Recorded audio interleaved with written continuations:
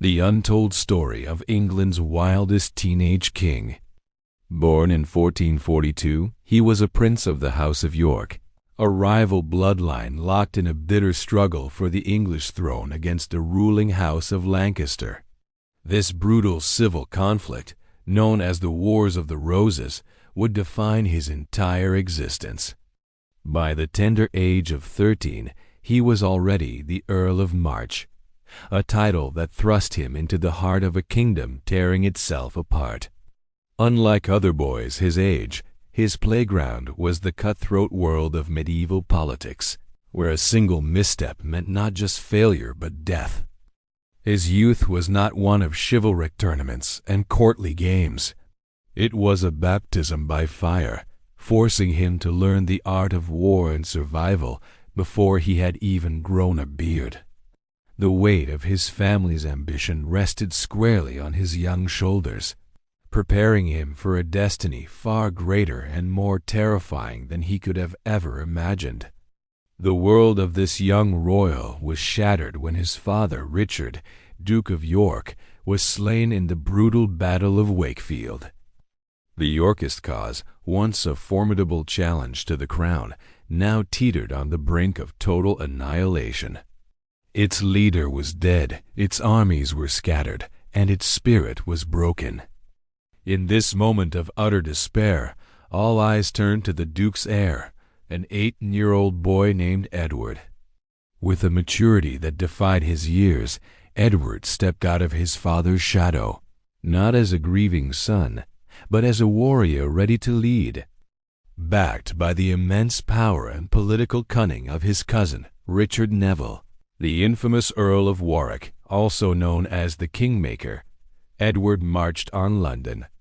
The city, weary of the weak and ineffectual Lancastrian rule, embraced him as a savior. In a move of astonishing audacity, he was proclaimed King Edward IV, a king without a crown, a ruler whose claim was yet to be proven in blood. But a proclamation in London was not enough to secure a throne. The Lancastrian forces, still vast and loyal to King Henry VI, amassed for a final decisive confrontation. What followed was a display of military genius Epsilon Tau Alpha Iota Rho I Alpha from a commander who was barely a man.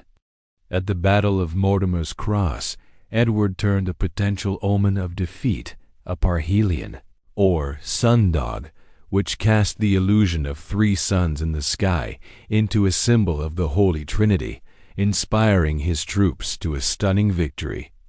Just weeks later, on a snowy Palm Sunday, he led his army at the Battle of Toten.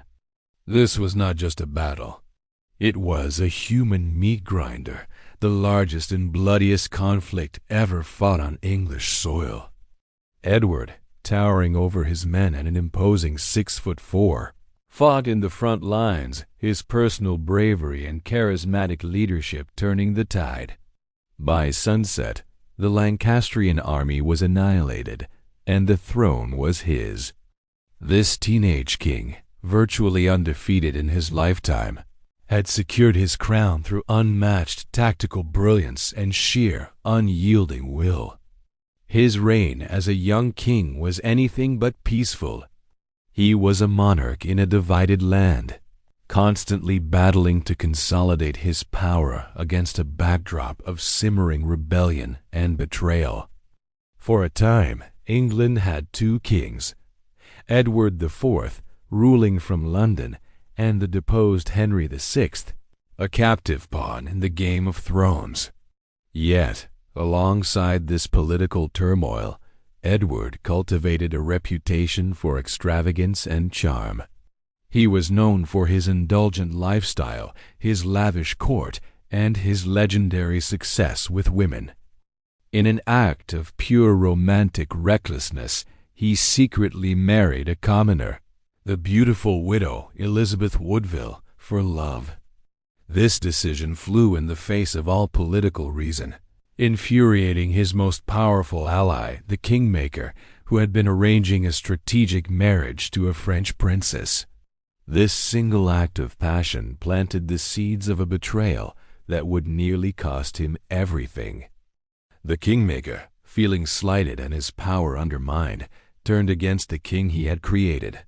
Warwick defected to the Lancastrian side, engineering a shocking rebellion that forced Edward IV to flee England for his life. With the help of Warwick, the frail Henry VI was placed back on the throne, and Edward was declared a traitor. But this was not the end of his story. After months in exile in Holland, Edward planned a comeback salute of breathtaking audacity. Landing on the English coast with a small mercenary force, he gambled everything on a single daring campaign. Through a combination of brilliant strategy, incredible luck, and sheer nerve, he outmaneuvered his enemies. At the Battle of Barnet, he defeated and killed Warwick, the kingmaker. Shortly after, at the Battle of Tewkesbury, he crushed the remaining Lancastrian forces, securing his throne once and for all. With his enemies vanquished, Edward IV ruled for over a decade in relative peace and prosperity. He stabilized the kingdom's finances, encouraged trade, and established the House of York as the dominant power in England. His court was a beacon of Renaissance culture, and his dynasty seemed secure. When he died suddenly in 1483, he left his kingdom to his young son. Edward V, he had done the impossible. A teenage warrior who had seized a crown, lost it, and won it back again, forging a legacy of power. But the story of this flamboyant, undefeated king had one final dark twist. The very dynasty he had bled for would not survive him. His own brother, Richard, Duke of Gloucester, would seize the throne. His young sons would vanish in the Tower of London, and the Yorkist legacy would be forever tainted by the dark legend of the princes in the Tower. Ah, tragic final chapter to a wild life, unmasked,